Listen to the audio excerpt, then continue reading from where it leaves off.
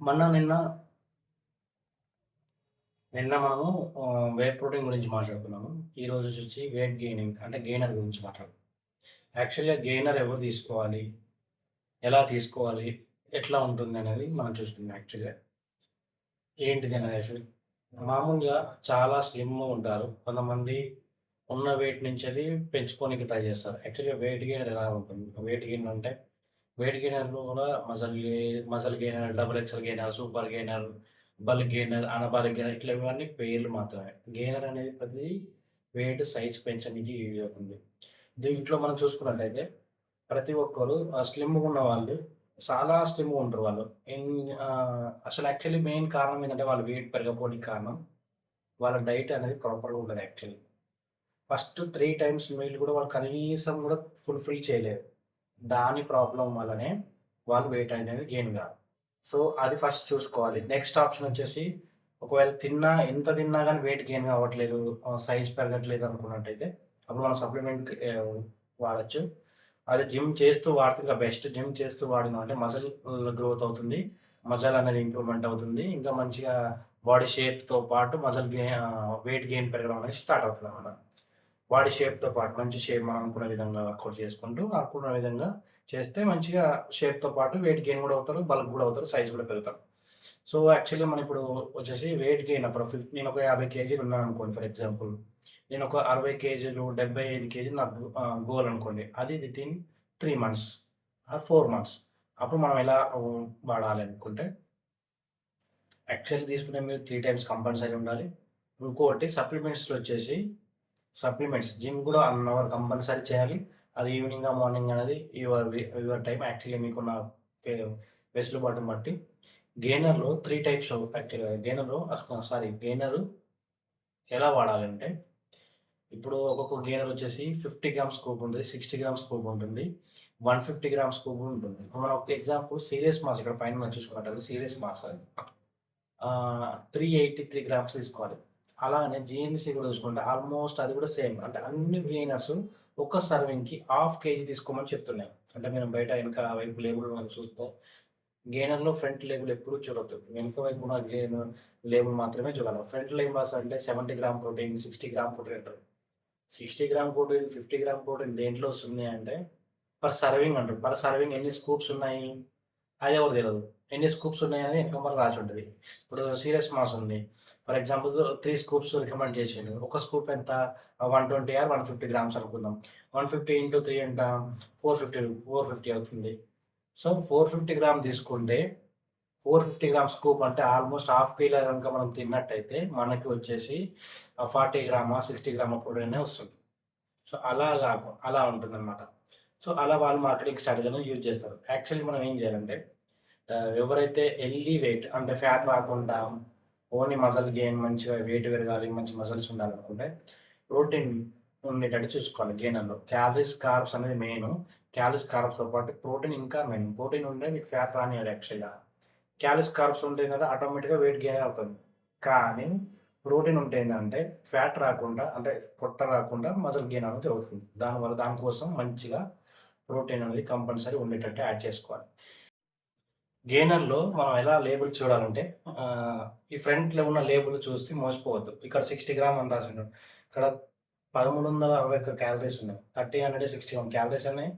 70 gram protein ఉంది. 74 gram protein 5% అంటే 74 గ్రాముల ప్రోటీన్ ఒక స్కూప్‌లో వచ్చేస్తదా? రాదు. ఇక్కడ ఇంకా ఏముందంటే చూడండి. ఒక సర్వింగ్ సైజ్ వచ్చేసి 100 గ్రామ్ ఉంది. Muscle based. ఒక సర్వింగ్ సైజ్ 100 గ్రామ్ ఉంది. మనం ఎన్ని సర్వింగ్ తీసుకోవాలి? ఇప్పుడు ఎన్ని గ్రాములు ఉంటాయి? ఒక సర్వింగ్‌కి 18 గ్రామ్ ప్రోటీన్ వస్తుంది. ఈ 18 గ్రామ్ ప్రోటీన్ అంటే ఎన్ని సర్వింగ్ తీసుకుంటే 75 గ్రాముల ప్రోటీన్ వస్తుంది. ఆల్‌మోస్ట్ 4 సర్వింగ్సా 4 సర్వింగ్ తీసుకుంటే 75 గ్రామ్ వస్తుంది. కానీ వీడు ఎలా రాసిండు? 75 గ్రామ్ ప్రోటీన్. అందుకని మనం ముందు లేబుల్ చూడొద్దు గెయినర్‌లో. ఎస్పెషల్లీ గెయినర్‌లో ఏందంటే ముందు లేబుల్ అనేది చూడొద్దు. వెనక ఉన్న ఇంగ్రీడియెంట్స్ టేబుల్ చూడాలి పక్కా. దాంట్లో ఎన్ని స్కూప్స్ ఏసుకోవాలి, ఎన్ని సర్వింగ్ తీసుకోవాలి, ఎంత తీసుకోవాలని మాత్రం ప్రాపర్‌గా చదివి తీసుకుంటే బెస్ట్. అలాగని మనం ఏసుకున్నాము రిజల్ట్ రాలేదు, స్కూప్ ఏసుకున్నాము రిజల్ట్ రాదంటే రాదు. వే వాళ్ళేం చెప్తున్నారంటే, ఈ గెయినర్ అయితే ఎవరైతే వాడుతున్నారో for example muscle base double excel gainer అంటే ఎనీ బ్రాండ్ ఇప్పుడు ఏదన్నా సీరియస్ మాస్ ఉంది. జీఎన్సీ వెయిట్ గెయినర్ ఇట్లా ఏదైనా బ్రాండ్ వాళ్ళు వెనక వైపు ఏ విధంగా రాసిర్రో, ఆ విధంగా మనం ఫాలో అయితే మాత్రం గెయిన్ వెయిట్ అనేది పెరుగుతాం. సో, ఆ విధంగా తినలేనప్పుడు మనం ఏం చేయాలి? అట్‌లీస్ట్ దానికి వాళ్ళు 4 స్కూప్స్ 1 సర్వింగ్ అని రాసిందనుకోండి ఫర్ ఎగ్జాంపుల్ సీరియస్ మాట్లాడుతుంది.